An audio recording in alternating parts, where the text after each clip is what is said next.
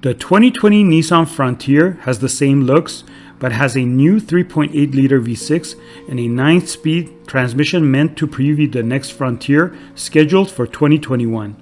According to Nissan, the Frontier's fresh engine uses 93% new parts, and thanks to those new parts, the 3.8-liter V6 now pumps out 310 horsepower. That represents an increase of 49 horsepower over the previous 4.0-liter V6, but torque stays put at 281 foot-pounds.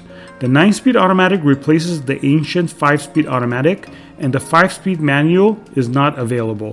Nissan hasn't announced pricing for the 2020 Frontier yet, but that should be a slight uptick over the 2019 model.